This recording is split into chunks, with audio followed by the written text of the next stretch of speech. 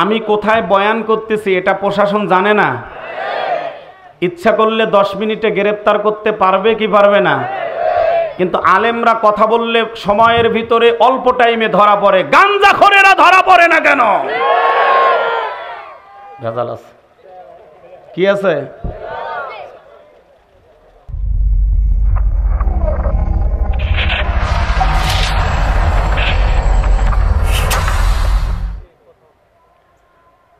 যেই গাজা আজকে বিপদগ্রস্ত ছিল, হয়তোবা আল্লাহ রহমত করবে ইনশাআল্লাহ। আসলে অল্প একটু জায়গার ভিতরে কিভাবে গাজার সেনাবাহিনীরা লুকিয়ে আছে এটা কিন্তু ইসরায়েল বুঝতেও পারতেছে না। যেই জায়গার মধ্যে একটা সেজদা দিলে 25,000 সেজদার সওয়াব পাওয়া যায়। সুবহানাল্লাহ। কালকে বিয়ান কাকন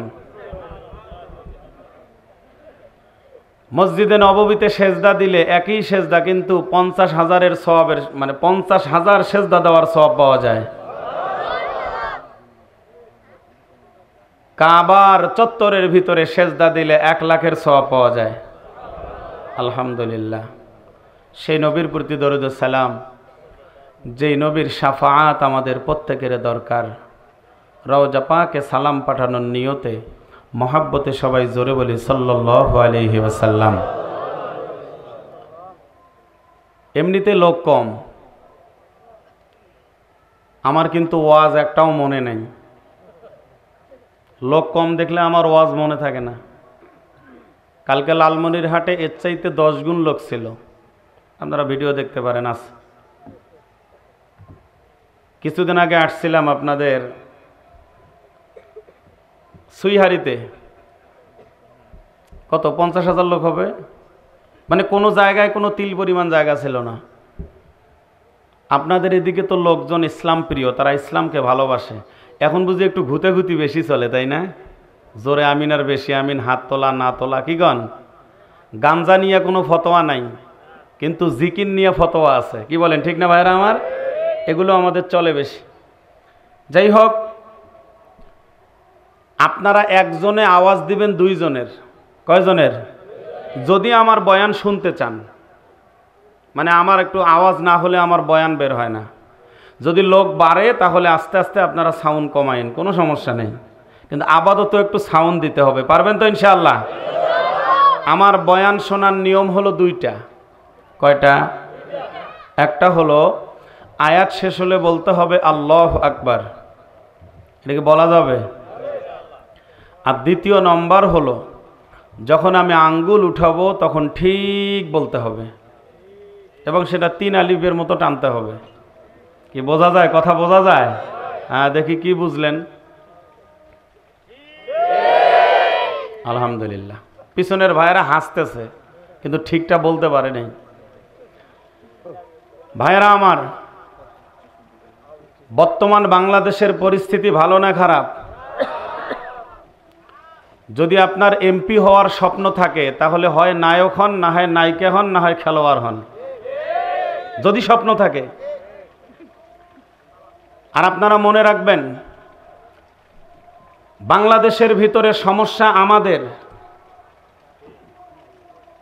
গায়ক যদি এমপি প্রার্থী হয় কোনো আপত্তি নাই, খেলোয়াড় যদি নমিনেশন পায় কোনো আপত্তি নাই, গায়িকা যদি নমিনেশন পায় তাতে কোনো আপত্তি নাই। কিন্তু ইসলাম প্রিয় কোনো ইসলামী মুভমেন্টের কোরআন পণ্যওয়ালা লোক যদি নমিনেশন পায় তখন সাধারণ জনগণ আপত্তি করে, ঠিক কিনা ভাইরা আমার?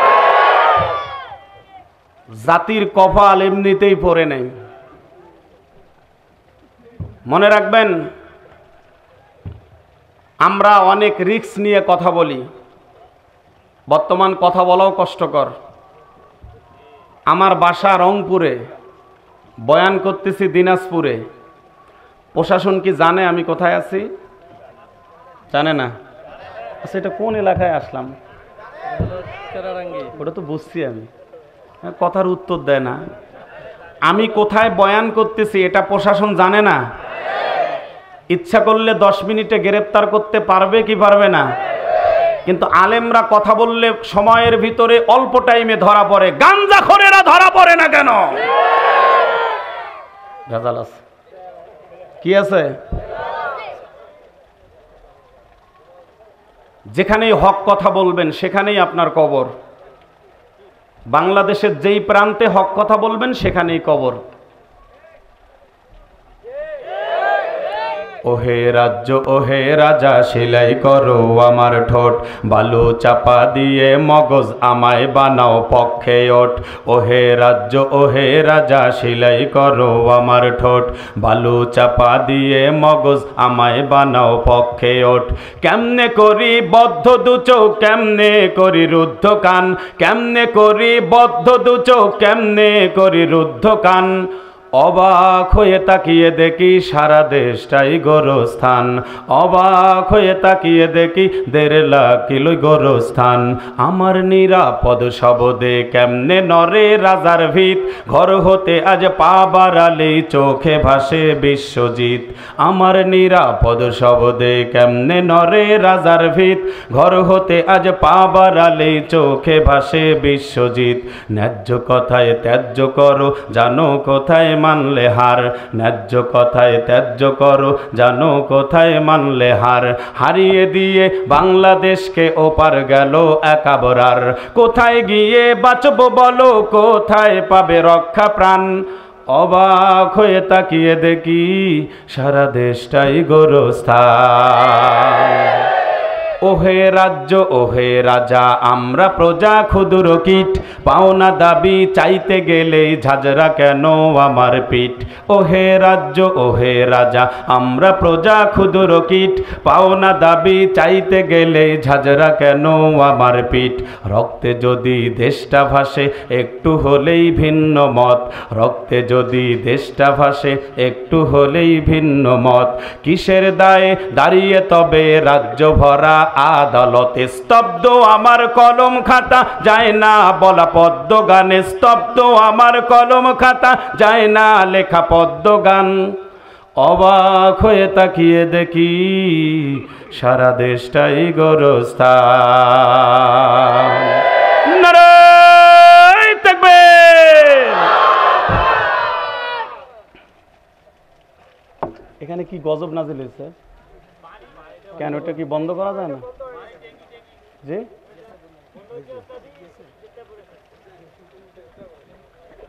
কি মন খারাপ আপনাদের? রাগ করলেন? কষ্ট পাচ্ছেন? মুসলিম ভাইয়েরা আমার, পদ্মার আড়ালের মা বোনেরা, মন খারাপ করার জন্য কোনো ভাষা আপনাদের সামনে আমি ব্যবহার করি নাই। মনোযোগ কম ছিল, মনোযোগ আনার জন্য কিছু ভাষা আপনাদের সামনে বাস্তবতার আলোকে তুলে ধরলাম। বয়ান করার মতো মন মানসিকতা পেয়ে গেলাম। আপনারা যারা শুনতেছেন তাদেরও রুচিটা পরিপূর্ণ পেয়ে গেলাম। যেই আয়াত এবং হাদিস তেলাওয়াত করলাম, দোয়া করে দেন আল্লাহ আমার জবান থেকে এমন কিছু বয়ান বের করায় আনেক, যেই কথাগুলোর ওপর আল্লাহ আমাকে আমল করার তৌফিক দান করেন। যেনারা শোনার জন্য কষ্ট করে বসেছেন তাদেরকেও আমল করার তৌফিক দান করেন। জোরে বলেন আমিন। আল্লাহ রাব্বুল আলামিন কোরআনুল কারীমটাকে মানব জাতির হেদায়েতের জন্য দিয়েছেন। এই কোরআনুল কারীমটা আমরা অনেকেই কোরআন থেকে অনেক দূরে সরে গিয়েছি। যেখানে কোরআনুল কারীম শিক্ষা দেওয়া হয় সেই জায়গাটাকে টেরাসোকে দেখা শুরু করে দিয়েছি। ও দিনাজপুরের মুসলমানেরা, মাদ্রাসায় যারা পড়াশোনা করেছে, কোরআনুল কারীমের শিক্ষা যারা অর্জন করেছে, এদের 100 জনের রক্ত পরীক্ষা করলে 100 জনের রক্তের মধ্যে কোনো ভেজাল পাওয়া যায় না। কিন্তু ইউনিভার্সিটি, কলেজ, বিশ্ববিদ্যালয়ের 100 জনের রক্ত পরীক্ষা করলে 95 জন রক্তের ভিতরে ভেজাল পাওয়া যায়। বন্ধুরা আমার, এর আলোচনা শুনতে গেলে কিন্তু নিয়ম আছে। ওয়াইদা কুরিআল কুরআন ফাসতামিউ লাহু ওয়া আনসিতু লাআল্লাকুম তুরহামুন।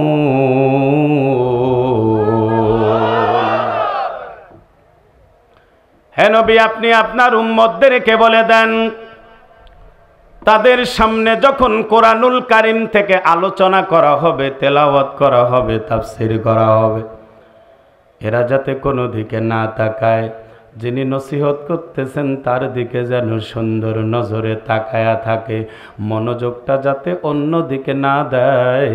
যেই বয়ানগুলো হচ্ছে মনোযোগটা যদি সেই দিকে দিয়া রাখতে পারে, এদের জন্যই পরের অংশ লাআল্লাকুম তুরহামুন। তবেই তো প্রত্যেকটা কথাই আপনার আমার ওপর রহমত স্বরূপ আসবে। জোরে কোন সুবহানাল্লাহ। একজন হাঁটলেই দেখি সবাই ওই দিক দেখে, আল্লাহর রাস্তায় দেখবেন না, আমার দিকে তাকান। বন্ধুগণ আমার, আপনারা বলেন তো, আল্লাহ তাআলা আমাদেরকে দুনিয়াতে কেন পাঠায়া দিছেন? জি, গোলাম, ইবাদত করার জন্য, দাসত্ব করার জন্য, হুকুম মানার জন্য আল্লাহ তাআলা জিন এবং ইনসানকে পৃথিবীর জমিনে প্রেরণ করেছেন। আল্লাহ তাআলা জানায়া দিলেন, ওমা খালাকাতুল জিন্না ওয়াল ইনসা ইল্লা লিয়াবুদুন। আল্লাহ বলেন, আমি জিন এবং মানব জাতিকে কেবলমাত্র শুধুমাত্র আমি আল্লাহ পাকের ইবাদত করার জন্য সৃষ্টি করেছি। আপনি আপনার বাড়ির সামনে একটা কাঁঠাল গাছ লাগাইছেন আম খাওয়ার জন্য, কি কাঁঠাল খাওয়ার জন্য। একটা লিচু গাছ লাগাইছেন কলা খাওয়ার জন্য। এই যে কথা বলে না, কথা না বললে বয়ান কিন্তু হবে না দোস্ত, যেটা সোজা হিসাব। আপনারা আমার সাথে যত সুন্দর করে কথা বলতে পারবেন, বয়ান কিন্তু ওই রকমই হবে। ব্যাটারির চার্জ কমে যাবে, অমনি বয়ানও বন্ধ হয়ে যাবে। আম গাছ লাগাইছেন আম খাওয়ার জন্য। দেখেন মনোযোগ কতটুকু কম, খুব মনোযোগী হতে হবে, না হলে বয়ান কিন্তু বোঝা যাবে না। কালকে সকালবেলা গল্প করবেন যেগুলো বক্তা হইল, এটাই বলবে। মুসলিম ভাইয়েরা আমার, আম গাছ লাগাইছেন আম খাওয়ার জন্য। যখন দেখলেন আম গাছের ভিতরে আম ধরে না, আম গাছে আম ধরে না, তখন চিন্তা করলেন জঙ্গল রেখে লাভ কি? তখন কুড়াল নিয়ে এসে আম গাছটা কেটে খড়ি বানায়া তার বিচার আপনি নিজেই করে দিয়েছেন। আঙ্গুল তো তুলি নেই। একটা লিচু গাছ লাগাইছেন লিচু খাওয়ার জন্য। যখন দেখলেন লিচু গাছে লিচু ধরে না, সব গাছে লিচু ধরে? বিখ্যাত না আপনাদের, খুব বিখ্যাত। যখন দেখলেন লিচু গাছে লিচু ধরে না, জঙ্গল রেখে লাভ কি? দা নিয়ে এসে গাছটা কেটে খড়ি বানায়া তার বিচার আপনি নিজেই করে দিয়েছেন। যেই কাজের জন্য যেই গাছ লাগাইছেন, যখন দেখেছেন কাজে লাগে না, ওই গাছটা কেটে তার বিচার আপনি নিজেই করে দিয়েছেন। আল্লাহ রাব্বুল আলামিন আপনাকে আমাকে ইবাদত করার জন্য দুনিয়াতে পাঠায়া দিছেন। ইবাদত যে করি না, তার বিচার করার মতন একজন মালিক আছে না নাই? তার নাম কি সবাই বলেন? আরো জোরে জোরে বলো। জোরে হলো না। আগামী দিনে আল্লাহ আল্লাহ লোক দাঁড়াইছে, তা আল্লাহ আল্লাহ হবে? মুসলিম ভাইয়েরা আমার, বিচার কিন্তু একদিন করা হবে। এখানে অনেক ভাই বসে আছেন, 5 মাস 6 মাস 1 বছর হয়ে গেল, কোনোদিন সুবেহে সাদিক দেখে নাই, সূর্য ওঠা দেখে নাই। নাই মনে হয় এখানে একজনও নাই। 2 বছর হয়ে গেল, 3 বছর হয়ে গেল, কোনোদিন সে সূর্য ওঠা দেখে নাই। কিন্তু এমনও আল্লাহর বান্দা এখানে আছে, প্রত্যেক দিন সূর্য ওঠা দেখেছে। তার মানে হলো ফজরের নামাজ আদায় করেছে, এমনও বান্দা এখানে আছে নিয়মিত তাহাজ্জুদের নামাজ আদায় করে। কি ভাগ্যবান আপনারা, আজকের মাহফিলে অনেক দামি দামি ওলামায়ে কেরাম এখানে হাজির হয়ে বয়ান শুনতেছে। একটু খাঁটি মনোযোগ দেন ও মুসলমান। দুনিয়ার জমিনটা কিন্তু হিসাব করার জমিন, কামাই করারও জমিন। এই জমিন যেদিন শেষ হয়ে যাবে, আফসোস করে কোনো লাভ হবে না। আল্লাহ আপনাকে যতটুকু হায়াত দিয়েছেন সব হায়াত তো শেষ হয়ে গেল, এখন শুধু যাওয়া বাকি আছে। আল্লাহ রাব্বুল আলামিন আজরাইলকে যেদিন বলবে ওই বান্দাটারে নিয়ে আসো, ওই বান্দা আর দুনিয়াতে থাকতে পারবে না। যেমন এখানেই বসে আছেন, যাদের মাকে নোটিশ দিয়ে আল্লাহ তাআলা দুনিয়া থেকে বিদায় করেছেন, সেই বাবাজিরা একটু হাত তোলেন তো। কার কার মা কবরে চলে গেছে? জোরে হাত তোলেন, জোরে হাত তোলেন। দেখেন এনাদের হুকুম হয়ে গেছে, মা নামীয় ছোট্ট শব্দটা দুনিয়ার জমিন থেকে মাটির নিচে চলে গেছে। আমরা দোয়া করি আল্লাহ মায়ের কবরকে বেহেশতের বাগান করে দেন। জোরে বলেন আমিন। কাদের বাবার নোটিশে চলে গেছে কবরে? হাত তোলেন। বাবা নাই কার কার? হাত একটু বেড়ে গেল। হাত নামাইলেন কেন? হাসতেছেন কেন? মানে আপনার দাঁত বের হয়েছে কিসের জন্য? বাপ মরে গেছে, বাপের জন্য হাত তুলতে বলছি, হাসতেছে। বলে কথা। হ্যাঁ তুলে রাখেন, তুলে রাখেন। আল্লাহ তাআলা সকল বাবার কবরের আযাব কিয়ামত পর্যন্ত মাফ করে দেন। মানে এটা করার কারণ, এখানে অনেক নামাজি লোক আছে, তাহাজ্জুদ গুজারি আছে, ওলামায়ে কেরাম আছে, যাদের আমিনের অনেক মূল্য। ওনাদের সঙ্গে আমাদের আমিনটাও যাতে কবুল হয়। জোরে বলেন আমিন। বন্ধুরা আমার, যখন তখন হায়াত শেষ হয়ে যাবে, যেহেতু মৃত্যু পথের যাত্রী আমরা, কবর পথের যাত্রী আমরা, কবরে যেহেতু চলে যেতেই হবে। কবরের জমিনে কেমনে শান্তিতে থাকা যায়, এই জন্যই মাদ্রাসার শিক্ষা, এই জন্যই ওলামায়ে কেরামের জবান থেকে নসিহত। পৃথিবীর জমিনের সবাই কিন্তু আলেম হতে পারবে না, সবাই কিন্তু কিতাব পড়ে আলেম হতে পারবে না। আমরাও তেমন আলেম হতে পারি নাই, মানুষের বয়ান শুনে শুনে, কিতাব পড়ে পড়ে যতটুকু শিখেছি।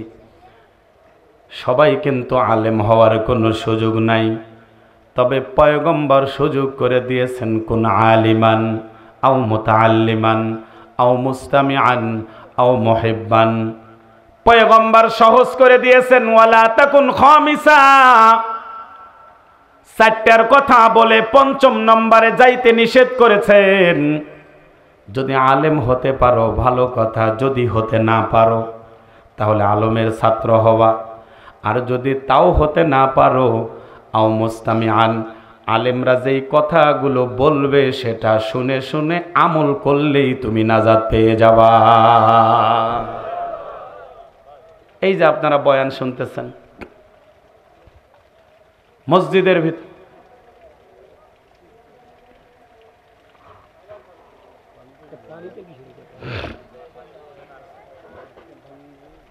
মানে এটা কি পানিটা কিসের? একটু আগে না বন্ধ হলো, আবার মানে মোটর চালু করা, এখানে অটোমেটিক সরকারি পানি আসে। আচ্ছা হোক, মানে আমার একটু সমস্যাটা আমি বলি, আমার সম্পর্কে আপনাদের জানা নাই তো। আমি একটু ওই যে চিল্লি ভেজাল সাউন্ড এগুলো হইলে আমাকে বয়ান করতে ভালো লাগে না আর কি, মন ওঠে না। একটু নিরিবিলি হলে কথা বলতে মজা লাগে, খুব ভালো লাগে। আপনারা যেভাবে নসিহত শোনার জন্য কষ্ট করে বসে আছেন, কিছু যদি মনোযোগ দিয়ে দিতে নাই পারি তাহলে আসলাম বা কেন? আর ওদিকে আমি তাকাবো না, ইনশাল্লাহ চালাইতে থাকবো। কষ্ট হচ্ছে আপনাদের? মুসলিম ভাইয়েরা আমার, আও মুস্তামিআন, আলেমের কথা শুনে আমল করলেও চলবে। আও মুহিব্বান, যদি তাও না পারো আলেমরে মহাব্বত করবেন। কারণ কিয়ামতের ময়দানে আল্লাহ তাআলা যে আলেমদেরকে মাফ করে জান্নাতি বানায়া দিবে, এমন একটা রাস্তা দিয়ে তাদেরকে জান্নাতে যাইতে বলবে যেই রাস্তার ভিতরে গুনাহগাররা সারিবদ্ধ দাঁড়িয়ে থাকবে। এমন একটা রাস্তা দিয়ে যাইতে বলবে, আলেম যখন হাঁটতে ধরবে গুনাহগার ডেকে বলবে, হুজুর আপনি আমারে চেনেন নাই, আমি আপনারে মহাব্বত করতাম, ভালোবাসতাম, গুনাহ করেছিলাম, আমার জন্য জাহান্নাম ওয়াজিব হয়ে গেছে, আপনি যদি একটু শাফাআত করে আমারে নিয়ে যাইতেন আমি বড় খুশি হইতাম। মহাব্বতের কারণে হলেও সেদিন ওলামায়ে কেরামের সঙ্গে জান্নাতে যাওয়া যাবে। জোরে কোন সুবহানাল্লাহ। ওয়ালা তাকুন খামিসা, পঞ্চম নম্বরে যাইতে নিষেধ করছে। কিছুদিন আগে কোরআনের পাখি ইন্তেকাল করেছেন, কিছু যুবকরা মুরব্বীরা স্লোগান দিছে তার বিরুদ্ধে। আমি বিশ্বাস করি আলেম মরে গেলে যেই দলের লোক খুশি হয় ওই দল কোনো মুসলমানের বাচ্চা করতে পারে না। দীর্ঘ 13 বছর জেলখানায় ছিল, কোরআনের তাফসির করতে পারে নাই। মহব্বত কমছে না বাড়ছে? এমন কোন লোক নাই যে যারা কাঁদে নাই। আর আপনি আমি মারা গেলে আমার বউও কান্না করে না, ছেলেও কান্না করে না। আর আলেমদেরকে নিয়ে আমরা কত রকমের ষড়যন্ত্র করি। আজকে বাংলাদেশে এত গজবের কারণ কি? পরিমণির মতো নায়ক নায়িকারা তারা যখন জেলখানায় হাজিরা দিতে যায় স্বাভাবিকভাবে হেঁটে যায়, আর আলেমদেরকে হাতের মধ্যে হ্যান্ডকাপ, পায়ের মধ্যে বেড়ি। কি পরিমাণ কষ্ট দেওয়া হচ্ছে আলেমদেরকে! এই পরিমাণ কষ্ট দিতে থাকলে বাংলাদেশের অশান্তি কমবে না, দিন দিন বাড়তে থাকবে। ঠিক কিনা ভাইরা আমার?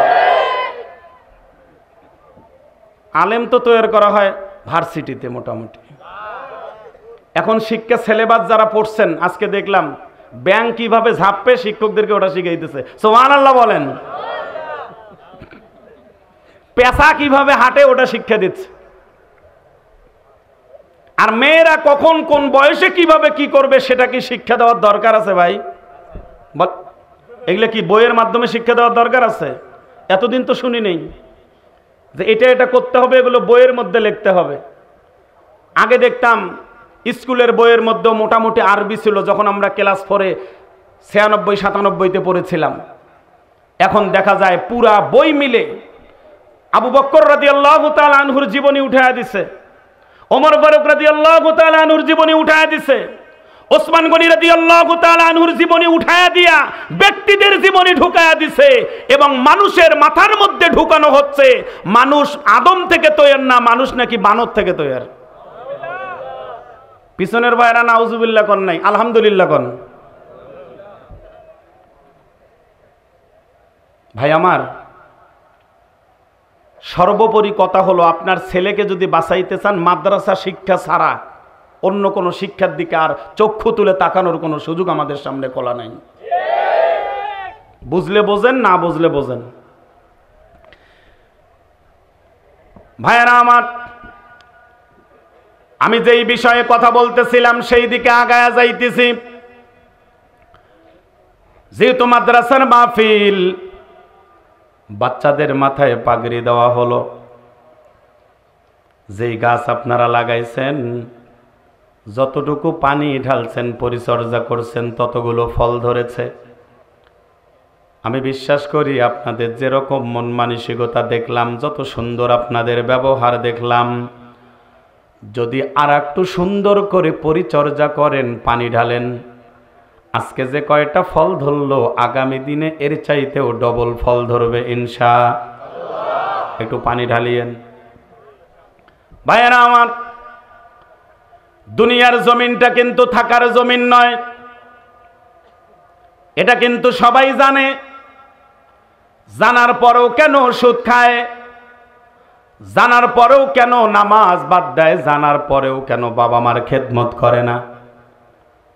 কারণ হলো দুনিয়ার লোভ। দুনিয়ার লোভে পড়ে আজকে মানুষ আল্লাহরে একেবারেই ভুলে যাইতেছে। কি পরিমাণ লোভ! যদি কেউ চেয়ারম্যান হয়, মেম্বার যদি হয় চেয়ারম্যান হওয়ার জন্য পাগল, 10,000 টাকার চাকরি নিতে গিয়া নমিনেশন কিনে 50 লাখ টাকা দিয়া। এত পরিমাণ লোভের মধ্যে জনগণ পড়ে গেল। আপনাদের এলাকায় তো চেয়ারম্যান নাই, রাস্তার এই অবস্থা কে? মানে আমি রাস্তা থেকে বুঝতেছি চেয়ারম্যান নাই এই এলাকায়। ভাইয়েরা আমার, সবই বুঝি ভাই, অত কওয়া লাগবে না, খালি ইংরেজিতে একটু বুঝে নেবেন। লোভে পড়ে আল্লাহরে ভুলে যাবে, এটা অস্বাভাবিক কিছু নয়। ইমাম গাজালি রহমাতুল্লাহি আলাইহি বলেন, আল্লাহর এক বান্দাকে একটা বাঘে খাওয়ার জন্য আক্রমণ করেছে। বাঘের আক্রমণ থেকে বাঁচার জন্য আল্লাহর বান্দা তার সাধ্য অনুযায়ী সে দৌড়ে গিয়ে চেষ্টা করেছে বাঘের খাবার থেকে বাঁচার জন্য। বাঘের সঙ্গে তো আর মানুষ দৌড়াইতে পারে না।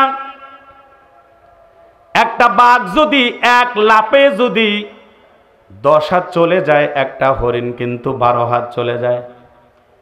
এরপরেও হরিণ কেন বাঘের পেটের খাবার হয়ে যায়? কারণ হলো হরিণ এক লাফে 12 হাত গেলেও আবার পিছন দিকে তাকায়া দেখে বাঘ কত দূরে আসছে। তাকাইতে গিয়ে যতটুকু লস হয়ে যায়, 2 একবার তাকাইতে তাকাইতে বাঘের পেটের খাবার হরিণ সঙ্গে সঙ্গে হয়ে যায়। এই বাঘের সঙ্গে আর মানুষ কতটুকু দৌড়াইতে পারবে? ও দিনাজপুরের মুসলমান, বাঘের আক্রমণ থেকে বাঁচার জন্য ওই আল্লাহর বান্দা গভীর জঙ্গলে একটা কূপের মধ্যে ঝাঁপ দিয়েছে। জীবনকে রক্ষা করার জন্য কূপের মধ্যে যখন পড়ে গেল, যেই রশিটা ছিল ওই রশিটার মধ্যে ভর দিয়ে সে জীবনটা বাঁচায় নিল। চিন্তা করতেছে, আপাতত বাঘের খাবার থেকে তো বেঁচে গেলাম। রশির মধ্যে যখন ঝুলে আছে, স্বস্তির নিঃশ্বাস ফেলতে না ফেলতেই নিচের দিকে তাকায়া দেখে বিশাল বড় একটা অজগর সাপ হাঁ করে বসে আছে, পড়লেই তারে খেয়ে নিবে। আবার মৃত্যুর টেনশনটা তার বেড়ে গেল। উপরে বাঘ, নিচে কথা খান। চিন্তা করতে করতে যেই রশির মধ্যে ভর দিয়ে আছে, উপরে তাকায় দেখে একটা কালো ইঁদুর আর একটা সাদা ইঁদুর রশি 2 দিক থেকে কেটে দিচ্ছে। আরো চিন্তায় পড়ে গেল, রশিটা কাটা হয়ে গেলেই আমি অজগর সাপের পেটের খাবার হয়ে যাব। মৃত্যুর টেনশন করতে করতে হঠাৎ করে কিছু মৌমাছি এসে চাক বানায়া মধু উৎপাদন করে। বাড়তি মধু যখন টপ টপ করে পড়তেছিল, ওই মধুর ফোঁটাগুলো তার ওই আল্লাহর বান্দার ঠোঁটের মধ্যে পড়তেছিল, জবানের মধ্যে পড়তেছিল। মধুর মিষ্টি পাইয়া নিচে সাপ, উপরে বাঘ, রশি কাটতেছে ইঁদুর। মৃত্যুর কথা বান্দা একেবারেই ভুলে গেছে। গাজালি রহমাতুল্লাহি আলাইহি বলেন, তিনি মিসাল দিয়েছেন, বাঘটা হলো আজরাইল। আজরাইল সব সময় আমাদেরকে ধরার জন্য সব সময় আল্লাহ কখন হুকুম দিবে সেই চিন্তায় থাকেন। হুকুম আসলেই নিয়ে চলে যাবে। আজরাইলকে বোঝানো হয়ে বাঘকে আজরাইলের সঙ্গে তুলনা করেছে। আর যেই রশিটা কেটে দিচ্ছিল, একটা হলো সাদা ইঁদুর আর একটা হলো কালো ইঁদুর। একটা হলো দিন আর একটা হলো রাত। একদিক থেকে দিন বিদায় হয়ে চলে যাইতেছে, আর একদিক থেকে রাত বিদায় হয়ে চলে যাইতেছে। রাত আর দিন যত বিদায় হয়ে চাইতেছে, ততই আমরা কবরের দিকে আগায়া যাইতেছি। নিচে যে সাপ হাঁ করে বসে আছে সেটা হলো কবর। নিচের সাপটা হলো কবর। রশিটা কেটে গেলেই কবরের জমিনে পড়ে যাব। সম্পদ খাবে লোকে, দেহ খাবে পোকে। কিন্তু আপনি যেই দেহটা নিয়ে কবরে চলে গেলেন, এটা কিন্তু পোকায় খেয়ে নিবে, মাটির সঙ্গে মিশে যাবে। 10 বছর হয়ে গেল মারে মাটি দিছেন, আজকে কবরটা খুঁড়ে দেখেন কবরে মা নাই। দাদারে 40 বছর হলো মাটি দিছেন, আজকে কবরটা খুঁড়ে দেখেন কবরে আর দাদা নাই, আরেকজনের কবর সেখানে হবে। দেখবেন একই কবর স্থানে একের পর এক মাটি দেওয়া হয়, কবর খুললে মানুষগুলো কোথায় গেল? আল্লাহ তাআলা মাটির সঙ্গে মিশায়া ফেলে কিয়ামতের ময়দানে আবার মাটির থেকেই জিন্দা করবে। ও বনি আদমের সন্তানেরা, আজকে দুনিয়ার জমিনে আলেমদের কথা শুনতে ভালো লাগে না, নায়ক নায়িকার গান শুনতে ভালো লাগে, কোরআন তেলাওয়াত শুনতে ভালো লাগে না, মমতাজ নার্গিস, মনির মুন, আসিফের গান শুনতে ভালো লাগে, মাহফিলে বসে থাকতে ভালো লাগে না, কিন্তু ঘন্টার পর ঘন্টা নেইমার মেসি এদের খেলা দেখতে খুব ভালো লাগে। আজকে দেখা যায় আপনার আমার ভিতরে একেবারেই ইসলামী কোনো চিন্তা চেতনা মাথার ভিতরে নাই। ফিলিস্তিনের মুসলমান ভাইয়েরা পিঁপড়ার মতো মারা যাচ্ছে, পাখির মতো মারা যাচ্ছে, আপনার আমার মাথার মধ্যে কোনো টেনশন নাই। অথচ একটা টাটকা কথা বলে যাই রে মুসলমান, পয়গম্বর তো বলেছেন কুল্লু মুসলিমুনা ইখওয়াতুন, প্রত্যেকটা মুসলমান তো ভাই ভাই। আজকে ফিলিস্তিনে মুসলমান মারা যায়, আপনি ক্রিকেট খেলোয়াড়ের ছক্কা মারা দেখেন। যদি আপনার নিজের একটা ভাই এই মুহূর্তে ফিলিস্তিনে থাকতো, আপনি কি করতেন বলেন তো দেখি? আপনার একটা ভাই ফিলিস্তিনে থাকে, আপনার মা যদি জিন্দা থাকে সারাদিন বলবে বাবা একটু ফোন দে, বাবা একটু ফোন দে, তোর ভাইয়ের একটু খবর নি। আপনি কিন্তু ঘুমাইতে পারতেন না। ছোট বাচ্চাগুলো কোনো আওয়াজ হইলেই চটকে উঠে মনে করে আমারও জীবনটা বের হয়ে চলে গেল। এমন বিপদের মধ্যে ফিলিস্তিনি মুসলমানেরা, আমরা একটু কাঁদি না। যদিও আমাদের কিছু নেতারা ফিলিস্তিনের পক্ষে অবস্থান নিয়েছে, আমি ছোট থেকে যতটুকু তাদেরকে চিনি, যদি ভালো কথা বলে বুঝতে হবে এটা ভোটের জন্য তারা ব্যবহার করেছে। এটা আমি যতটুকু জানি। কোনো ভালো কিছু কইলেই বোঝা যায় এটা নির্বাচনের কোনো গন্ধ আছে। ইনশাআল্লাহ বলে নির্বাচনে যেতে, আর জেতার পর ইনশাআল্লাহর গরদ কাটে। এই আঙ্গুল তুলছি। বন্ধুরা আমার, বিশ্বনবীর জামাই আলী রাদিয়াল্লাহু তাআলা আনহু বলেন, ও দুনিয়ার জিন্দা মানুষ, কেন দুনিয়া নিয়ে পাগল হয়ে গেলা? এটা তো পাগল হওয়ার দুনিয়া নয়। যারা মেন্টাল হাসপাতালে গেছেন পাবনায়, গত 15 তারিখ আমার পাবনা হাসপাতালের সঙ্গেই মাহফিল ছিল। হাসপাতালে ঢুকে যা দেখলাম, আল্লাহ তাআলা তাদেরকে পাগল বানাইছেন, আমারে তো আপনারে তো পাগল বানায় নাই। অনেক ভাই এখানে আছে হুজুরদেরকে দেখলে সালাম দেয় না, কিন্তু যখন মেন্টাল হাসপাতালে ঢুকলাম পাগলরা সুন্দর করে সালাম দিয়ে মোসাফা করতেছে। তাহলে আমি তারে কেমনে পাগল বলি? আপনি ভালো মানুষ হয়েও আলেমদেরকে সম্মান করেন না, সালামও দেন না, দোয়াও চান না, কিন্তু পাগলগুলো এসে বলতেছে হুজুর আসসালামু আলাইকুম, আমার জন্য দোয়া করেন যাতে আমি সুস্থ হতে পারি। তার মানে আমি ওদের চাইতে এই ভালোগুলোকেই পাগল মনে করি। এরা দুনিয়ার পাগল, দুনিয়া নিয়ে পাগল।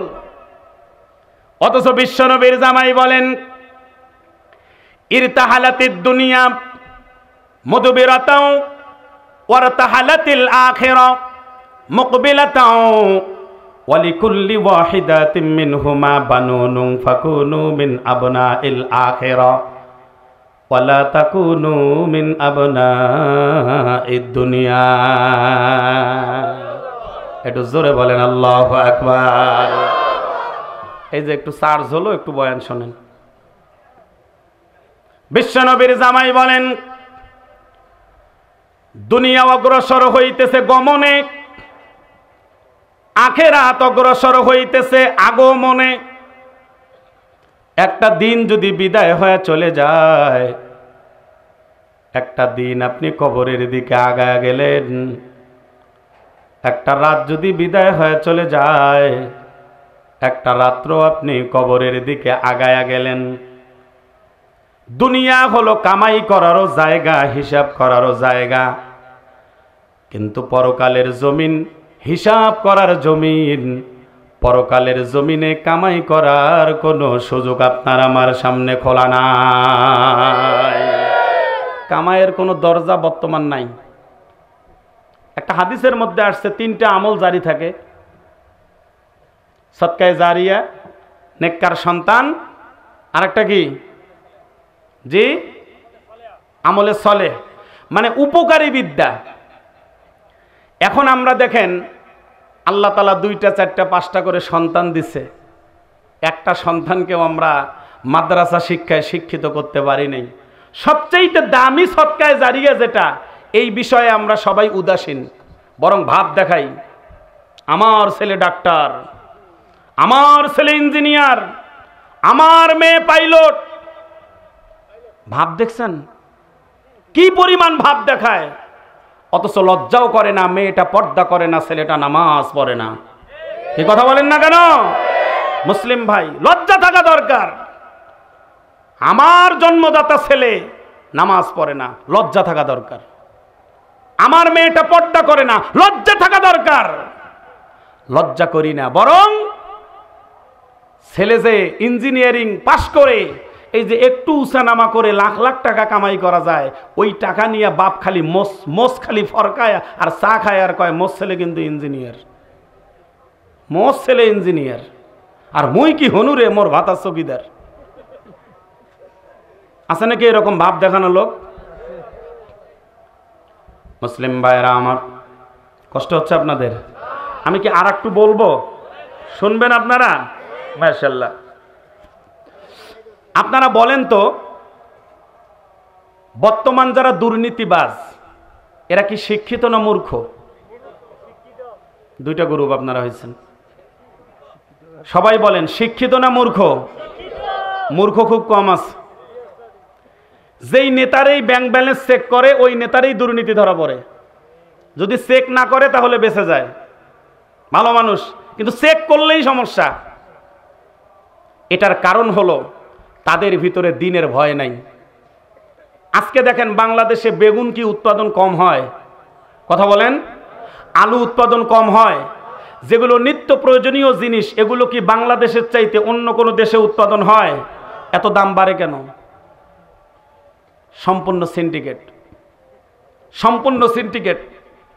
আর মুসলমানদেরকে ধোঁকা দেওয়ার জন্য মিথ্যা কথা বলে বলে একের পর এক জিনিসের দাম বাড়ায় দিয়ে জনগণকে বর্তমান ভালোই বিপদে রাখছে। এই মুহূর্তে বাংলাদেশে 3.5 কোটি মানুষ দিনে ৭০ টাকা কামাই করতে পারে না। 3.5 কোটি মানুষ দিনে ৭০ টাকা কামাই করতে পারে না। 1 কেজি আলুর দাম ৭০ টাকা। কি আপনারা কি আমি সত্য বললাম না মিথ্যা বললাম? জিনিসের দাম কম না বেশি? বেশি। এটার কারণ হলো দ্বীনি শিক্ষা না থাকার কারণে মানুষকে কষ্ট দেওয়ার জন্য পায়তারা করে কামাই করার জন্য তারা এই ধান্দা করেছে। সিন্ডিকেটে আজ বাজার গরম, সব জিনিসের দাম বাড়ছে চরম। বাজারে গেলে বুক করে ধরফর, হৃদয় মাঝে যেন বয়ে যায় ঝড়। সিন্ডিকেটে আজ বাজার গরম, সব জিনিসের দাম বাড়ছে চরম। বাজারে গেলে বুক করে ধরফর, হৃদয় মাঝে যেন বয়ে যায় ঝড়। এপাশ ওপাশ ঘুরি শুধু দরদাম করি, কেনার সাহস নেই ঝরে শুধু ঘাম। যেমিতি খারে আজ বাড়ছে দাম, পারেনি তো কেউ টেনে ধরতে লাগাম। যেমিতি খারে আজ বাড়ছে দাম, পারেনি তো কেউ টেনে ধরতে লাগাম। দিন মজুরের কাটে অনাহার দিন, অভাবের সংসারে জমে আছে ঋণ। ঘরে নেই চাল ডাল লবণ পেঁয়াজ, আদা কাঁচা মরিচের বেড়ে গেছে ঝাঁজ। রাজার আসনে যেন বসে আছে ডিম, কিনতে গিয়ে সব খায় হিমশিম। প্রতিদিন দরকারি যত আছে তরকারি, কিনতে গেলে সুখ হয় যে হারাম।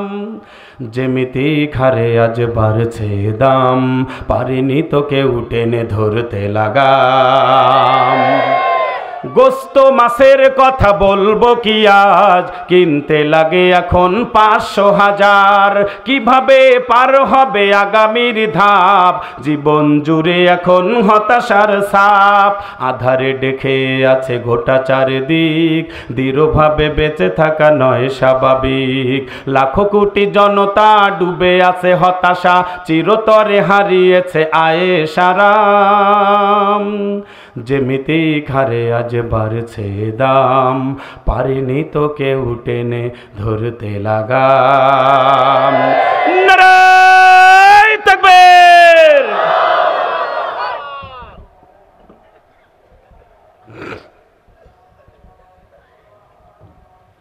আপনারা কি মন খারাপ করতেছেন ভাই? চলবে? আলহামদুলিল্লাহ। আপনাদের বসার অবস্থা থেকে বোঝা যাচ্ছে লোক কম হলেও রুচি ভালো আছে। তাতে আমি সাহস পাচ্ছি, ইনশাল্লাহ বলতেই থাকবো। আগামীকালকের মাহফিল বাড়ির থেকে 1 কিলো। বাড়ির থেকে কয় কিলো? কোনো সমস্যা নেই, পায়ে হেঁটে যাওয়া যাবে, 5 মিনিট লাগবে। অতএব আপনারা যতক্ষণ আমারে চার্জ দিবেন আমি অতক্ষণ বলবো। আমাকে চার্জ দেওয়ার নিয়ম হলো আল্লাহু আকবার আর হলো ঠিক বলা। যত জোরে বলবেন শুনতে পাবেন ইনশাআল্লাহ। মুসলিম ভাইরা আমার, আলোচনা করতেছিলাম, আপনারাও আলোচনা শোনার জন্য অধীর আগ্রহে বসে আছেন। এমন একটা আয়াত আমি তেলাওয়াত করেছি, আলেমরা তো বুঝেই ফেলছে হুজুর আজকে বয়ানটা কোন দিকে নেবে। এই বয়ান করার একটাই উদ্দেশ্য হলো, আপনি যদি মুনাফিকের লক্ষণ নিয়ে কবরে যান,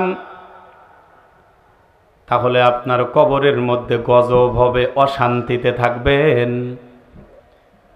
এই জন্য শিক্ষার জায়গায় বসে মুনাফিক সম্পর্কে কিছু আলোচনা করার আমি খেয়াল করেছি। নাকি দিনাজপুরের মধ্যে মুনাফিক নাই? আগে ছিল, সব ভালো হয়ে গেছে মনে হয়। আমি যেই আলামতগুলো বর্ণনা করব কোরআন হাদিস থেকে, দেখেন তো আপনার নামটাও মুনাফিকেও থাকতে পারে। যদি থাকে আল্লাহর কাছে তওবা করে মাপ চেয়ে নেবেন। হাদিসের মধ্যে যা আসছে, যত মুনাফিকের লক্ষণ আছে তার মধ্যে সবচাইতে বড় বড় আলামত হলো 3টা। ইযা হাদ্দাসা কাযাবা, ওয়া ইযা ওয়া'আদা আখলাফা, ওয়া ইযাম তুমিনা খান। মুনাফিকের আলামত হলো যখন তারা কথা বলে, কথায় কথায় মিথ্যা কথা বলে। আর এই আলামতগুলো বেশিরভাগ যারা নেতা তাদের ভিতরেই পাওয়া যায়। আমি যদি জিততে পারি ঘাস কেটে বোঝা বান দেব, আমি যদি জিততে পারি রাস্তা স্বর্ণ দিয়া বানায়া দেব। কিন্তু জেতার পরে দেখা যায় কোনো খবর থাকে না, কথা বলে, মিথ্যা বলে। এত পরিমাণ ওয়াদা করে রিলিফের টিন আসলে আমি ঠিকভাবে বিতরণ করব। এমনকি টিসিবির কার্ড আছে হাতে, গিয়ে দেখি মাল নাই। ও আঙ্গুল তো তুলিনি, কার্ড হাতে, মাল। আমি জানি না কেন এগুলো হয়, ওয়াদা দিয়ে কেন তারা রক্ষা করতে পারে না। ও মুসলমান, ওয়াইদাম তুমিনা খান, যখন তার কাছে আমানত রাখা হয় তখন সে খেয়ানত করে। মুসলিম শরীফের ভিতরে আর একটা মুনাফিকের আলামত বর্ণনা করা হয়েছে। ওয়াইদা খাসামা ফাজারা, যখন একজন আর একজনকার ভিতরে ঝগড়া লাগে তখন তারা ফায়সা কথা বলে। আজকে সন্তান হয়ে বাবাকে লানত দেয়। সন্তান কেমনে বাবাকে লানত দেয়? আপনি যদি কোনো মানুষের সঙ্গে ঝগড়া করতে গিয়ে বাবা তুলে মা তুলে গালি দেন, আবার ওই বান্দা যদি আপনার বাবা মা তুলে গালি দেয়, ওর গালির দ্বারাই আপনি আপনার বাবা মাকে লানত দিলেন। ঝগড়া লাগলে যেই ব্যক্তিগুলো খারাপ কথা বলবে, ফায়সা কথা বলবে, ওটা কি কথা বলে না কেন? আমলের কথা তো বলছি। কি ঝগড়া লাগলে মিথ্যা মানে ফায়সা কথা বলে না? তো বলবেন কেন? আল্লাহ রসুল তো বলছে ঝগড়া লাগলে যদি কেউ ফায়সা কথা বলে ওটা মুনাফিকের লক্ষণ। হাদিসের মধ্যে এই চারটা হলো বড় বড় আলামত। সেই আয়াত আমি তেলাওয়াত করলাম, এই আয়াতের ভিতরে আল্লাহ তাআলা সুন্দর করে জানায়া দিলেন, ইন্নাল মুনাফিকিনা ইউখাদিউনাল্লাহা ওয়া হুয়া খাদিউহুম। সবাই বলেন আল্লাহু আকবার। মুনাফিকরা আল্লাহর সঙ্গে ধোঁকাবাজি করে। কি করে? আচ্ছা বলেন, আল্লাহকে ধোঁকা দেওয়ার মতো কোনো সলিমদ্দি বাংলাদেশে কেন, পৃথিবীতে আছে? আল্লাহকে কেউ ঠকাইতে পারে? আল্লাহকে কেউ ধোঁকা দিতে পারে? যে খাল খুঁড়ে সেই খালে তাকে পড়া লাগে। কত নাটক ফাটক করে মানুষদেরকে জেল দিচ্ছে। কোনোদিন যদি পরিবর্তন হয়, নাটক ফাটক লাগবে না, ওগুলো ডাইরেক্ট। এক নেতা সেদিন বক্তব্য দিচ্ছে, কয় ক্ষমতা যদি চেঞ্জ হয় ওরা এসে এক রাতে 10,000 মারবে। ভয় দেখছেন? কয় মারবে যেহেতু এমনি মারতে দেব না, কামড়ে ধরছি, ছাড়বো না, তাল গাছ আমার। এত মরার ভয়। কিন্তু যতই ভয় করেন থাকতে পারবেন না, চলে যেতে হবে। হ্যাঁ, কারো গুলিতে হোক আর কারো থাপড়ে হোক। মুসা নবীর থাপ্পড়ে মরে নাই? কি কথা কন না কেন? যার যেভাবে হায়াত শেষ হচ্ছে চলে যেতে হবে ভাই। লোভ করে কোনো লাভ নাই। যেমন আপনাদের নাম জানা আছে হয়তো, বা আমি জানতে চাই, 10 বছর অর্থমন্ত্রী ছিল একজন ব্যক্তি, নামে ছিল মাল। কি নাম? আবুল মাল।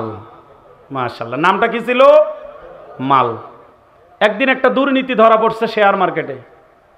তাকে প্রশ্ন করছে, স্যার একটা দুর্নীতিতে আপনার টাকা হলো 4,500 কোটি টাকা, এতগুলো টাকা চুরি করলেন কেন? উনি জবাব দিছে, এটা একটা টাকা হইল? কথা কন না কেন আপনারা? এটা একটা টাকা। আমরা তেল কেনা পিএস কেনা টাকা পাই না, আর 4,500 কোটি টাকা চুরি করে বলে এটা কোনো টাকা হলো? এখন কবরে চলে গেছে, কোথায় স্ত্রী কোথায় সন্তান কোনো খবর নাই। আমার উদ্দেশ্য ওটা না। একজন এমপি চলে যাবে আর একজন এমপি আসবে, একজন চেয়ারম্যান চলে যাবে আর একজন চেয়ারম্যান আসবে, কিন্তু আপনি চেয়ারম্যান যে কবরে চলে গেলেন, কি নিয়ে চলে গেলেন সেটাই কিন্তু দেখার বিষয়। কি নিয়ে গেলেন? মুসলিম ভাইরা আমার, ইন্নাল মুনাফিকিনা ইউখাদিউনাল্লাহ, মুনাফিকরা আল্লাহর সঙ্গে ধোঁকাবাজি করে। আর আল্লাহ তাআলা বলেন ওহুয়া খাদিউহুম, তারা আর কি ধোঁকাবাজি করবে, আল্লাহ তাআলাই তাদেরকে ধোঁকার মধ্যে ফেলেন। কথা বলেন ঠিক না বা ঠিক? দুনিয়ার জমিনে যদি কেউ ধোঁকা দেয়, আবার চেষ্টা করে ধোঁকার থেকে বাঁচার সুযোগ আছে। একজন যদি বিপদে ফেলে সব টাকা মেরে দেয়, আবারও সেখান থেকে টাকাওয়ালা হওয়ার সুযোগ আছে। কিন্তু আল্লাহ তাআলা যেই জায়গায় ধোঁকার মধ্যে ফেলবেন, সেখান থেকে দ্বিতীয়বার বাঁচার মতো আর কোনো সুযোগ থাকবে না। সুদ্দি রহমাতুল্লাহি আলাইহি বলেন, ইমাম হাসান বসরি রহমাতুল্লাহি আলাইহি বলেন, কিয়ামতের ময়দানে আল্লাহ তাআলা ঈমানওয়ালাদেরকে আমল অনুযায়ী নূর দান করবে, পাশাপাশি মুনাফিক যারা তাদেরকেও কিছু নূর দান করবে। এই নূরের আলোতে মুনাফিকরা রাস্তা চলতে থাকবে। হঠাৎ করে চলতে চলতে হঠাৎ করে আলোটা বন্ধ হয়ে যাবে, নূর বন্ধ হয়ে যাবে। যতটুকু নূর ছিল যখন বন্ধ হয়ে যাবে, আর তারা চোখে দেখতে পাবে না। এই অন্ধকারের ভিতরে আল্লাহ তাআলা ঈমানওয়ালা এবং মুনাফিকের মধ্যে বিশাল বড় একটা প্রাচীর নির্মাণ করবে। কেউ কাউকে আর দেখতে পাবে না। ও মুনাফিকের দল, যাদের এই আলামতগুলো ভিতরে পাওয়া যাবে, সতর্ক হয়ে যান, না হলে কবরের মধ্যে, হাসরের মধ্যে বিপদ আছে। আজকে আমরা নামাজ যদিও পড়ি, সূরা কিরাত ঠিকভাবে পড়তে পারি না। যদি বলি কয়জন দোয়া কুনুত পড়তে পারেন, দেখা যাবে 100 জনের ভিতরে 90 জন দোয়া কুনুত বলতে পারে না। আর যারাই বলতে পারে দেখবেন হয় মাদ্রাসায় পড়েছে, না হয় মক্তবে পড়েছে।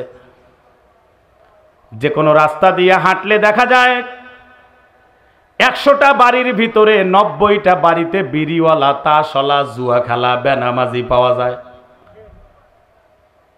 আর বাকিটা দেখা যায় 10 জন, 12 জন, 8 জন, 5 জন, 100 জনের ভিতরে নামাজিওয়ালা পাওয়া যায়। এবার আপনারাই বলেন তো, সমাজের মধ্যে নামাজিওয়ালা বেশি না নেশাওয়ালা বেশি? তেমন কোনো আমল করতে পারি না যে নাজাত পাবো। কিন্তু ওমর ফারুক রাদিয়াল্লাহু তাআলা যখন তিনি রাষ্ট্র পরিচালনা করেছেন, একদিন ব্যবসার খাতিরে কুফার মধ্যে সফরে গেছেন। সফর থেকে যখন ফেরত আসতেছিলেন, জনমানবহীন, যেখানে বাড়িঘর ছিল না, কিন্তু একটা তাঁবু তার নজরে পড়ে গেল। ওই তাঁবুটার বাহিরে একজন বৃদ্ধা মহিলা বসে আছে। কাছে গিয়া বলে, ও মা, আপনি এখানে বসে আছেন, মনে হচ্ছে আপনি কোনো চিন্তার মধ্যে আছেন। বলে, আমি চিন্তা করতেছি এই দেশের শাসক নাকি ওমর ফারুক। এতদিন হলো আমি এখানে আছি, কোনোদিন সে আমার খবর নাই, এর কি অবস্থা হবে। বলতেছে, মা, আপনি মনে হয় ফারুকের উপর খুব ক্ষেপে আছেন। এতদিন হলো আমি এখানে, সে খবর নেয় নাই। আমিরুল মুমিনিন বলে, মা, এত বড় একটা রাষ্ট্র, আপনি তো অনেক দূরে, আপনার খবর সে কেমনে নিবে? কথা বলতেছে কার সাথে? পরিচয় দেয় না, নাই পরিচয় নেই।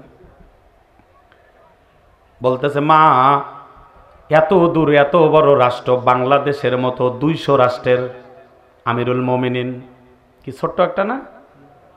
ছোট্ট, বিশাল বড় দেশের আমিরুল মুমিনিন, অর্ধজাহানের খলিফা। বলতেছে, মা, এত বড় রাষ্ট্র কেমনে সে একাই খবর নিবে? বুড়ি কি জবাব দেয়? সে যদি খবর নিতে না পারে, তাহলে রাষ্ট্র ক্ষমতা নিল কিসের জন্য? আমিরুল মুমিনিন বলে, আমি যতদিন রাষ্ট্র পরিচালনা করেছি, কুফার থেকে সফর করে এই মুরব্বির কাছে এসে আসল রাষ্ট্র পরিচালনা আমি শিখেছি। ওই মুরব্বির কাছে দেখা হওয়ার পর থেকে যতদিন রাষ্ট্র পরিচালনা করেছেন, ততদিন বেশিরভাগ শুধু মানুষের খোঁজ খবর নেওয়ার পিছনেই সময় ব্যয় করেছে। জোরে কোন সুবহানাল্লাহ। জান্নাতের সার্টিফিকেট পাওয়ার পরেও চিন্তা করত, রাষ্ট্র যে চালাইলাম, জান্নাত কি পাবো? জান্নাতের আশা করতে পারতো না। আর আমরা 20 টাকা দান করে মনে মনে কই জান্নাতটা পাওয়া গেছি। কি এরকম আছে না? 1000 টাকা দান করে মনে মনে কয় গুনাহ আমার একটাও নাই। আর দাড়ি রেখে মনে করে আমি তো রাসূলের পুরো সুন্নতটাই ধরে নিছি। আচ্ছা, এমন মুরব্বীকে আপনারা দেখছেন বিড়িতে আগুন ধরাইতে গিয়ে দাড়ি পুড়ে গেছে? হ্যাঁ, অনেক মুরব্বী দেখবেন বুড়া হয়ে গেছে, কিন্তু কবরের চিন্তা চেতনা মাথার মধ্যে নাই। যার কারণে দিন দিন আমাদের নামগুলো কিন্তু মুনাফিকের দপ্তরে বেশি উঠতেছে, চেতনা আমাদের মধ্যে নাই। আমি আমার বাবাজিদেরকে বলবো, যারা আজকে সুন্দর করে দেখেন, কোনো নড়াচড়া নাই, আল্লাহ তাআলা সকলের গুনাহগুলো মাফ করে দেন। আমিন বলেন, আমিন বলেন। ওমর ফারুক রাদিয়াল্লাহু তাআলা আনহু জান্নাতের সার্টিফিকেট পাওয়ার পরেও যদি কবরের এত চিন্তা করতে পারে, আল্লাহকে বলে, আল্লাহ জান্নাত যদি নাও দাও, জাহান্নামে দিও না, জাহান্নামে দিও না। এত বড় রাষ্ট্র পরিচালনা করার পরেও একদিন অর্থমন্ত্রীকে বলতেছিল, অর্থমন্ত্রী, মেয়ে একটা জামা কিনে চাইছে, যদি একটু অগ্রিম 1 মাসের টাকা দিতেন, আমি একটা জামা কিনে দিতাম। অর্থমন্ত্রী চিঠি লেখে, আমিরুল মুমিনিন, 1 মাসের অগ্রিম বেতন আমি দিতে পারি, যদি আপনি গ্যারান্টি দিতে পারেন 1 মাস আপনি জিন্দা থাকবেন, 1 মাস আপনি বেঁচে থাকবেন, এই যদি ওয়ারেন্টি গ্যারান্টি আপনি দিতে পারেন, আপনারে আমি 1 মাসের হাদিয়া অগ্রিম দিতে পারি। কেমন অর্থমন্ত্রী ছিল! আমাদের দেশের অর্থমন্ত্রী যদি প্রধানমন্ত্রীর সাথে এই ব্যবহার করে, থাপড়ে কান সোজা। কথা বলে না কেন, কথা বলে না কেন? ও মুসলমানেরা, আল্লাহকে কেউ ধোঁকা দিতে পারে না।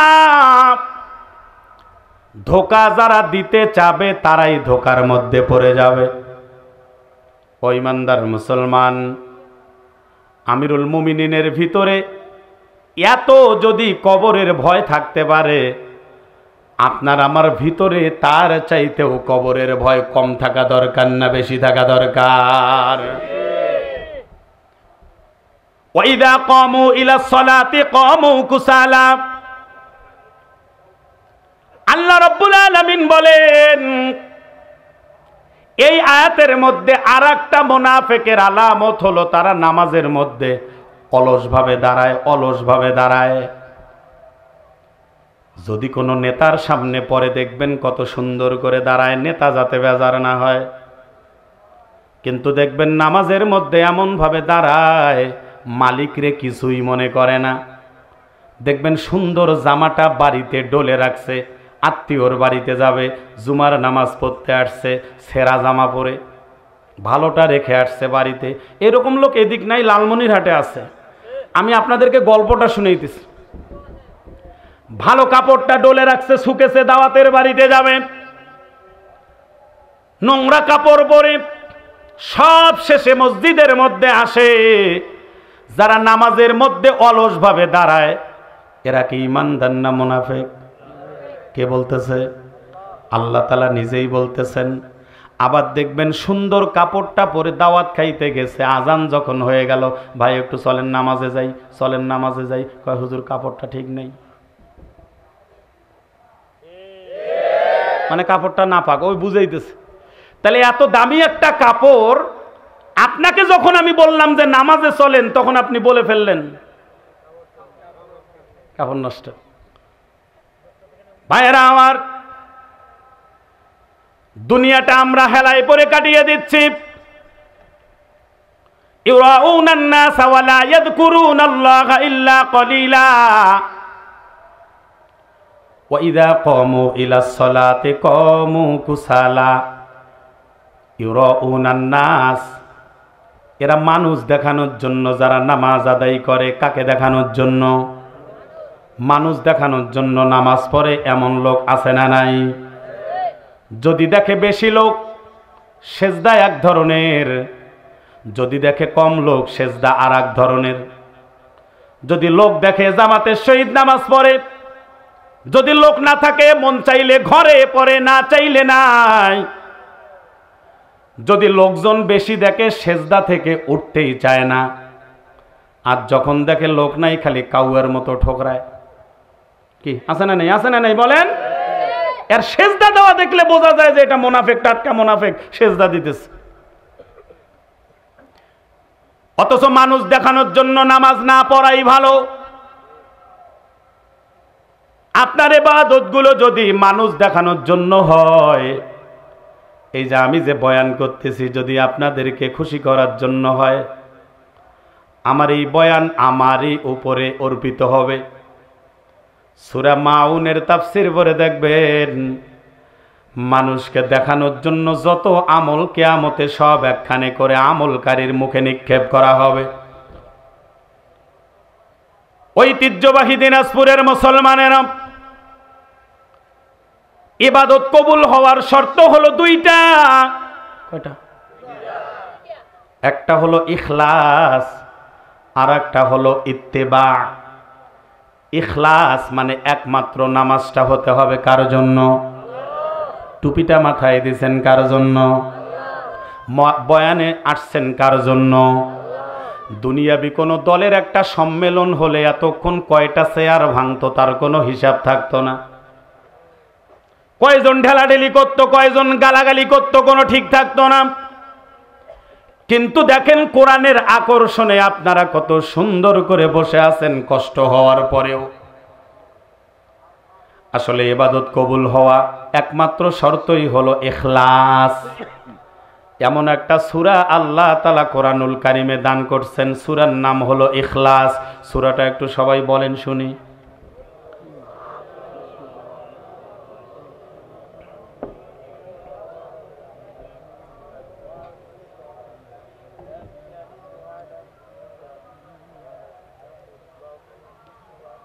এতক্ষণ লাগে কে? সবাই শেষ করছে সেই কোন দিন? ও বলে নেই। আলহামদুলিল্লাহ, আল্লাহ ভাইয়ের জবানকে কবুল করুক। ইখলাস এমন একটা সূরা, যেই সূরাটা বিসমিল্লাহ সহ একবার তেলাওয়াত করলে 10 পারার সওয়াব। সুবহানাল্লাহ, বাড়তে হবে, ধীরে ধীরে বাড়তে হবে। 2 বার তেলাওয়াত করলে 20 পারার সওয়াব। 3 বার তেলাওয়াত করলে 1 খতমের সওয়াব। 6 বার তেলাওয়াত করলে 2 খতমের সওয়াব। আরে কমে কে? ধীরে ধীরে বাড়তে হবে তো। 3 বার 9 বার তেলাওয়াত করলে 3 খতমের সওয়াব। 10 বার তেলাওয়াত করলে জান্নাতের মধ্যে একটা বাড়ি বানানো হয়। ইবাদত কবুল হওয়ার শর্ত ইখলাস। শুধু কার জন্য? আল্লাহর জন্য। নিচে হয় ওটা দাড়ি না, তাহলে রাখছেন কি আপনি? দাড়ি তখনই হবে, এক মুষ্টি হবে যখন এ চামড়া সহ ধরে না, দাড়ি সহ ধরতে হবে। মানে মানুষের খালি চালাকি, জানেন, খালি জনগণ খালি চালাকি করে আল্লাহর সাথে। বন্ধুগণ আমার, মুসলমান বাবাজিরা, রসুলের অনুসরণ থাকতে হবে ইবাদতের ভিতরে।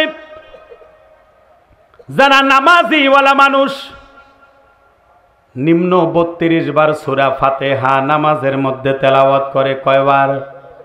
নিম্ন 32 বার।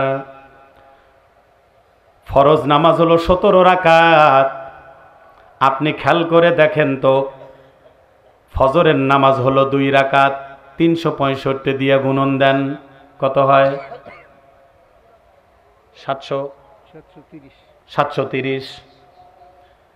জোহরের নামাজ হলো 4 রাকাত। 365 দিয়ে গুণন দেন, 1460 মনে হয়। আসরের নামাজ 4 রাকাত। 360 দিয়ে গুণন দেন, 1460। এশার নামাজ কয় রাকাত? 365 দিয়ে গুণন দেন, 1460 হয়ে যাবে। মাগরিবের নামাজ 3 রাকাত।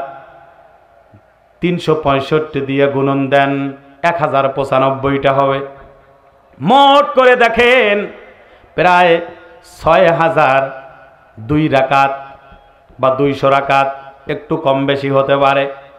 আল্লাহ তাআলা এতগুলো নামাজ বছরে আপনার জন্য ফরজ করেছিল, আপনি বছরে একদিনও নামাজ পড়েন নাই, হিসাব আল্লাহর কাছে কি দিবেন? ও মুসলমানেরা, এতদিন মুয়াজ্জিন আপনারে ডেকেছে, আপনি মুয়াজ্জিনের ডাকে সাড়া দেন নাই। অথচ গান বাজনার আয়োজন হলে আপনি সেখানে আগে আগে চলে গেছেন। দেখা যায় বাণিজ্য মেলা আসছে 20 দিনের জন্য, কয় জনগণের এত চাহিদা 2 মাসেও বিদায় দিতে চায় না। আর একটা আছে ফাতরা গান। কি গান? যাত্রা গান। আসে 1 মাসের জন্য, কয় 3 মাসেও যাইতে দেয় না, জনগণের এত চাহিদা। আর মাহফিলে হুজুর বয়ান করবে 2 ঘন্টা, কয় কোমরে ব্যথা উঠছে। আঙ্গুল তো তুলি নেই রে ভাই। যে দেশে নিদ্রা ভাঙ্গে মুয়াজ্জিনের আজান শুনে, সে দেশের দিন রজনী কাটবে কেন নাচে গানে। যে দেশের নিদ্রা ভাঙ্গে মুয়াজ্জিনের আজান শুনে, সে দেশের দিন রজনী কাটবে কেন নাচে গানে। যে দেশের নিদ্রা ভাঙ্গে মুয়াজ্জিনের আজান শুনে, সে দেশের দিন রজনী কাটবে কেন নাচে গানে।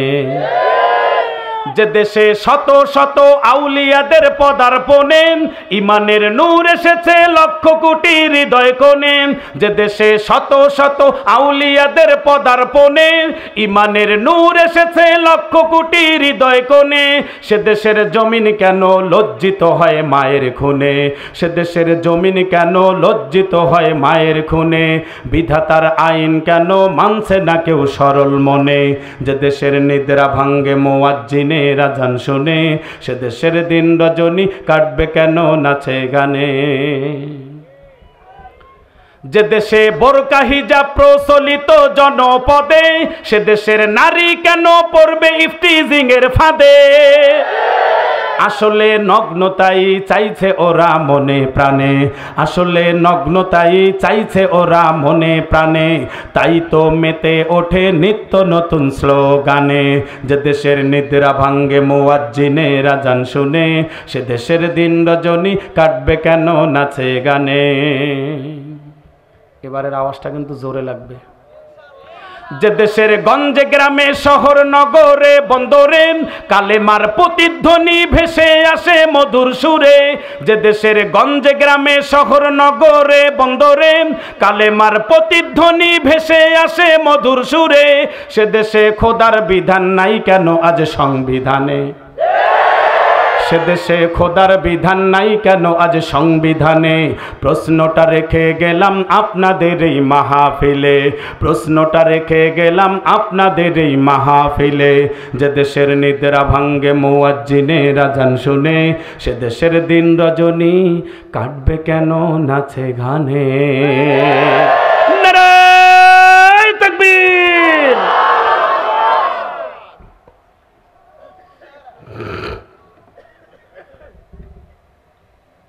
মন খারাপ চলবে? মনে মনে রাগ করতেছেন না তো? তো হুজুর দেখি কায়দা ভালোই জানে। আচ্ছা হুজুর, কায়দা না পড়লে আমপারা দেয়? কায়দা না পড়লে আমপারা দেয়? হ্যাঁ, তো কায়দা জানবো না তো কি? কায়দা পড়ে তো আমপারায় ঢোকা লাগবে। ও আমার মুসলমান বাবারা, রাগের জন্য কথা বলি নাই, দরদ মাখা নিয়ে, দরদ নিয়ে, অন্তরের মহাব্বত নিয়ে কথাগুলো বলে যাইতেছি। হাসতে হাসতে আমরা মুসলমান হয়ে কবরে যাই, হাসতে হাসতে বেঈমান হয়ে কবরে যাই, হাসতে হাসতে মুনাফিক বেঈমান কাফের হয়ে কবরে যাইতেছি। কবর কিন্তু এত সহজ নয়, কবর কিন্তু এত সহজ নয়। ওই কবরের জমিনে যারাই গেছে তারাই বুঝতেছে কবরের কি মজা। এখনো আল্লাহ তাআলা আমাদেরকে বেঁচে রাখছেন তাকে ডাকার জন্য। গুনাহ করেছি, গুনাহ মাফ করে নেওয়ার জন্য আল্লাহ এখনো পর্যন্ত আমাদেরকে বেঁচে রেখেছেন। ও মুসলমান বাবাজিরা, ইউরাউনান নাস, তারা মানুষ দেখানোর জন্য নামাজ পড়ে। ওয়ালা ইয়াযকুরুনাল্লাহা ইল্লা কলিলা, তারা নামাজের মধ্যে আল্লাহকে কম স্মরণ করে। যারা নামাজের মধ্যে আল্লাহকে কম স্মরণ করে এরাও কি? কথা বলে না কেন? হুজুর যদি সূরা ইখলাস দিয়াও নামাজ পড়ায়, নামাজ শেষে মুসল্লিকে যদি বলি হুজুর কোন সূরা দিয়ে পড়াইছে, ওটা কি আমার জানার কথা? ওটাকে আমি বলতে পারবো? কয় রাকাত নামাজ হলো মুসল্লি বলতে পারে না। অনেক সময় নামাজের মধ্যে মনোযোগ কম, নামাজের মধ্যে আল্লাহরে স্মরণ করে না। ওমর ফারুক রাদিয়াল্লাহু তাআলা আনহু যখন সেজদায় যাইতেন, নিজেকে মনে করতেন এটাই আমার জীবনের শেষ সেজদা। কারণ আমরা যারা মুসলমান আছি, ঘুম ভাঙলে সকাল, না ভাঙলে পরকাল। কত স্বপ্ন নিয়ে ঘুমাইছি, ঘুম যদি না ভাঙ্গে তাহলে পরকালের বাসিন্দা হয়ে যাব। আর যদি ঘুম ভেঙ্গে যায়, আবার গত দিনের কাজ থেকে আবারও কাজ শুরু করা যাবে। এই জন্য যখন এশার নামাজ পড়বেন, বেতের নামাজের শেষ সেজদায় যখন যাবেন, নিজেকে বলবেন এটাই আমার জীবনের জন্য শেষ নামাজ হতে পারে। আল্লাহর সামনে যখন দাঁড়াইছিলেন, এমন ভাবে দাঁড়াইছে মালিকের সামনে বান্দা, নড়াচড়া নাই, কিচ্ছু নাই। আর আমাদের যদি একটা মশা কামড় দেয়, স্টাইলটা বুঝে নেন, এমন ভাবে নামাজ আদায় করি, নামাজের মধ্যে মালিকরে স্মরণ করি না। মুনাফিকের আলামত গুলো এভাবে একের পর এক আল্লাহ তাআলা কোরআন হাদিসে বর্ণনা করে দিয়েছেন। আর একটা আলামত হলো, যারা ফজরের নামাজ পড়েও না, এদেরকেও মুনাফিকের মধ্যে গণ্য করা হয়। ফজরের নামাজ যারা পড়ে না, বুঝতে হবে এদের মধ্যেও মুনাফিকের দুর্গন্ধ পাওয়া যায়। এই জন্য জীবনে কত নামাজ বাদ দিয়েছেন, আল্লাহর কাছে তওবা করে কিন্তু ভালো মানুষ হয়ে কবরে যাওয়া লাগবে। কারণ দুনিয়া করো টুকটাক, পরকাল করো ঠিকঠাক, কারণ পরকালটাই তোমার আমার জন্য আসল। আজকে আমরা দুনিয়া করি ঠিকঠাক, পরকাল করি টুকটাক। নামাজ পড়ি যখন নির্বাচন আসে, নামাজ টুপি মাথার দেই যখন নির্বাচন আসে। অনেকে দেখবেন যখন নির্বাচনের বয়ান, নির্বাচনের সময় যখন চলে আসে, আমি আগেই বলেছি মুনাফিকের লক্ষণগুলো কিন্তু নেতাদের মধ্যে বেশি পাওয়া যায়। দেখবেন নির্বাচনী ক্যানভাস করতে করতে হঠাৎ করে যখন আজান হয়ে যায়, দেখবেন চেয়ারম্যান প্রার্থী মসজিদে ঢোকে, কিন্তু তার ডানে বামে যারা আছে তারা পাশে গিয়ে শুধু বিড়ি খায় আর সিগারেট খায়। প্রার্থী ঢুকলো নামাজে, তার সাথে যারা, এরা ঢুকলো না কেন? কি বোঝা যায় না কিছু? উনি সাহেব বুঝাচ্ছে মুসলমানরা ইসলাম প্রিয়, নামাজ না পড়লে ভোট দিবে না। এই জন্য সেজদা দিচ্ছে। কিসের জন্য? মরে দেখ বাটাম ফাটাবে। ভাইয়েরা আমার, আচ্ছা এখানে কি আরো মাহফিল হচ্ছে? হাই রে, কি এটা শেষ হলে ওখানে যাবেন? হইলে কোন আমি তাড়াতাড়ি শেষ করি। এই দিনাজপুরে এই জিনিসটা হয়, এক মাহফিল থেকে আর এক মাহফিল শোনা যায়। ডেটগুলো আমাকেই বলতেন যে হুজুর ডেটটা চেঞ্জ করে দেন, দিতাম। যাই হোক, আজকে ও শেষে তো হয়ে গেল না, আজকে চেঞ্জ করে আবার কালকে নেন নাকি? না থাক। বন্ধুগণ আমার, আপনি কেমন ইবাদত করেন আমি জানি না। হঠাৎ করে আসলাম, বয়ান করে মুনাজাত দিয়ে এখন চলে যাব, আবার কেমন ইবাদত করবেন আমি তো আর খবর নিতে আসবো না। তবে ইশারা দিয়ে যাই, যারা মক্কা মদিনায় গেছেন, রওজাতুম মির রিয়াজিল জান্নাহ, নবীর মাথা মোবারক আর নবীর মেম্বার মোবারকের মাঝখান জায়গাটা হলো রওজাতুম মির রিয়াজিল জান্নাহ। যারা ওখানে সেজদা দিছেন তারাই বুঝবেন। আমি গুনাহগার যখন সেজদায় গেছিলাম কত শান্তি পাওয়া যায়, ওখানে না গেলে বোঝা যাবে না। ওই রওজাতুম মির রিয়াজিল জান্নাতের মধ্যেই মুনাফিকের সরদার নামাজ আদায় করেছিল। বিশ্বনবীর ইমামতিতে মুনাফিকের সরদার নামাজ আদায় করেছে। নবীর পিছনে যদি মুনাফিক নামাজ পড়তে পারে, হুজুরের পিছনে, আমার পিছনে তো মুনাফিক নাই, আছে না নাই? কিছু জাহেল মুসলমান আছে, ধরে নেন এটা তার বাড়ি, পাশের বাড়িটা হলো আলেমের। ওর কপালটা কিন্তু ভালোই ছিল যে এটা ওর বাড়ি, তার সাথেরটা কার বাড়ি? আলেমের। এটা তার জন্য কপাল না। এ সলিমদ্দি কি করছে জানেন? এখন তো হুজুররা একটু বিপদে আছে, প্রশাসন খোঁজে, বাড়িতে থাকতে পারে না।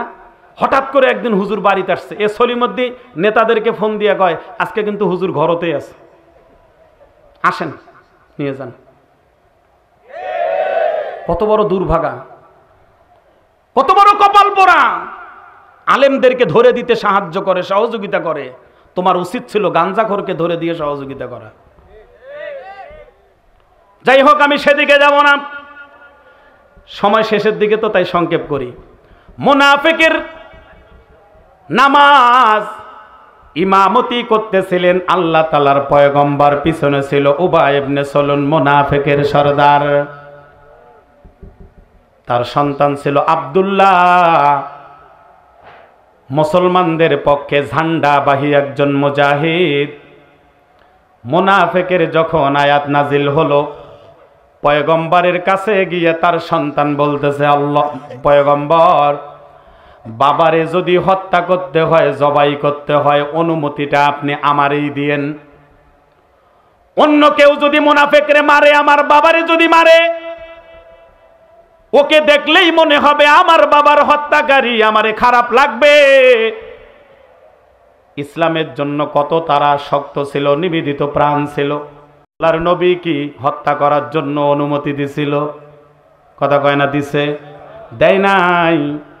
যদি দিতেন, আজকে বাংলাদেশে মুনাফিকের লাশ সব জায়গায় ঝুলানো থাকতো। শুধু বলতো এটা মিথ্যা কথা কয়, মুনাফিক কল্লাকাট, ওটা চগলখুরি করে, মিথ্যা কথা বলে, আমানতের খেয়ানত করে, ধর আর জবাই কর। কিন্তু পয়গম্বর অনুমতি দেয় নাই। হঠাৎ করে যখন উবাই ইবনে সলুল ইন্তেকাল করলো, ভাই আমার, আমি যতটুকু জানি প্রায় 1.5 ঘন্টার আলোচনা কেটে দিয়া শুধু মৃত্যুর কাছে নিয়ে আসলাম। কারণ সবচাইতে বড় গাদ্দার ছিল সলুল। বলেছিল আমি ইসলামের পক্ষে আছি। উহুদ যুদ্ধে হানজালা রাদিয়াল্লাহু তাআলা আনহু সহ যেই সাহাবীদের কবর আছে, উহুদের জন্য তারা জীবন দিয়েছেন। সরকার চতুর্দিক থেকে ঘেরাও করে এমন ভাবে তাদের কবরগুলো স্থাপন করেছেন, দ্বিতীয় আর কবর সেখানে হবে না। হানজালা রাদিয়াল্লাহু তাআলা আনহু সহ অসংখ্য সাহাবী সেখানে ঘুমায় আছেন। পাথরের দিকে তাকাইলে মনে হয় এই পাথরগুলোর মধ্যে এখনো পর্যন্ত পয়গম্বরের রক্ত সেখানে মিশানো আছে। এই রক্ত মিশানোর কারণ হলো একমাত্র মুনাফিক। এ যখন ইন্তেকাল করলো, আব্দুল্লাহ তো ইসলামের পক্ষের সৈনিক, দয়ার নবীর কাছে গিয়ে বলে, পয়গম্বর, যতই মুনাফিক হোক আমার তো বাবা। বাবার মহাব্বতে পয়গম্বর দয়ার নবী, মায়ার নবীর কাছে গিয়ে বলে, আপনি একটা জামা দেন, এই জামাটা দিলে আমি আমার বাবার জন্য কাপনের একটা ব্যবস্থা করব। দয়ার নবী একটা কাপড় দিয়ে দিছেন। এরপরে বলতেছে, পয়গম্বর, আর একটা আবেদন, আপনি তো আমার বাবার যদি একটু জানাজাটা পড়ায়া দিতেন। দাবি করছে। পয়গম্বর বলে, ঠিক আছে, যাও কাপনের ব্যবস্থা করো, জানাজা রেডি করো, আমি তোমার বাবার জানাজা পড়াবো। ভাই আমার বাকিটা বলবো নাকি? শুনবেন আপনারা? শুনবেন ইনশাআল্লাহ।